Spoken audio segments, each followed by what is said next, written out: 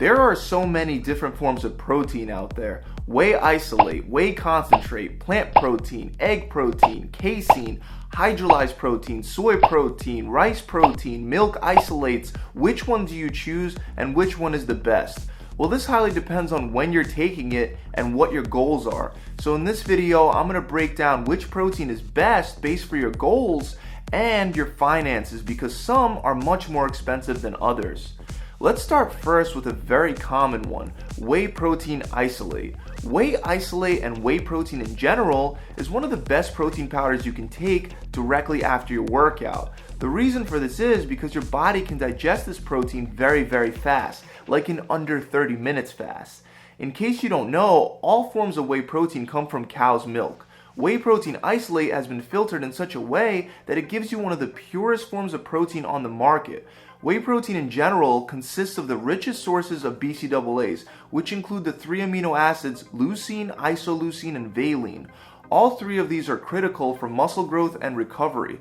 This is why even if you're getting a protein blend with different types of protein, you want to make sure whey protein isolate is at the top of the ingredient list.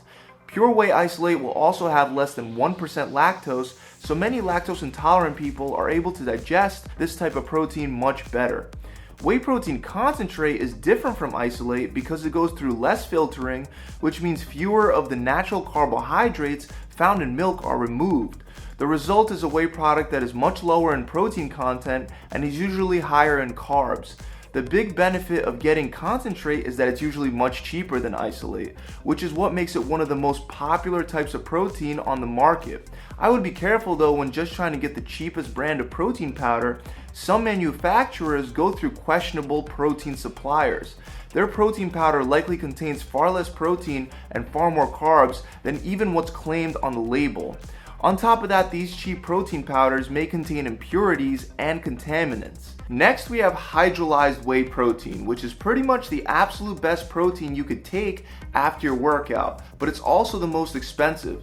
This protein is already broken down into even smaller particles, so your body will be able to absorb this even faster than whey concentrate or even whey isolate.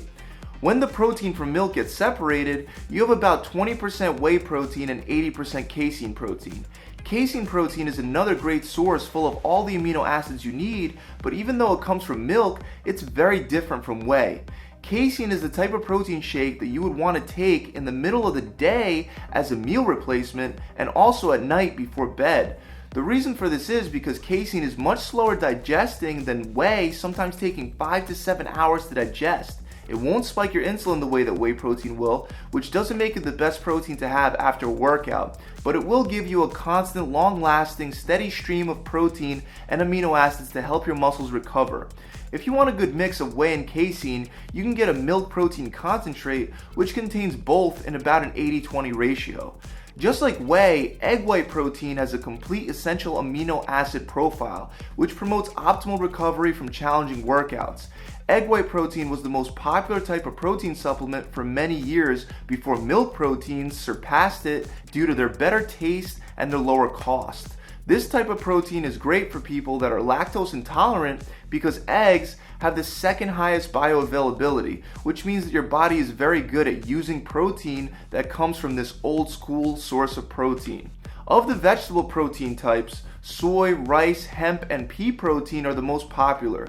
Soy and hemp protein are the only plant proteins currently on the market with a complete amino acid profile. Rice protein ranks highest in terms of bioavailability, but it's not a complete source of protein. One of the best ways to get a complete source of plant-based protein is to get a powder with a combination of different plant sources. Now, vegetable protein isn't only great for vegetarians and vegans, it can also have many benefits for meat eaters as well. Soy, for example, has many additional benefits. The isoflavones in soy provide antioxidant benefits, heart health benefits, and it's often used by women transitioning through menopause.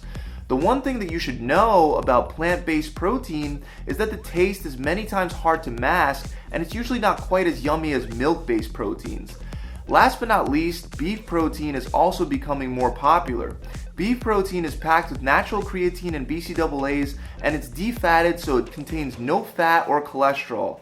I've never had it, but I'm told that it doesn't taste like beef, and apparently there's some really great flavors out there for you to try. So in summary, if you can afford the highest quality protein and you're not lactose intolerant, go for Hydro-Whey. I recommend Optimum Nutrition's as it's one of the best.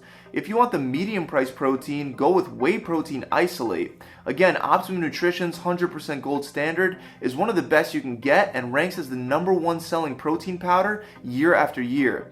This is the protein I've been taking for years.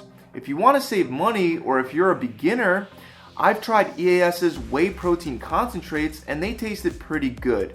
Lactose intolerant people, you can try plant-based proteins or egg protein.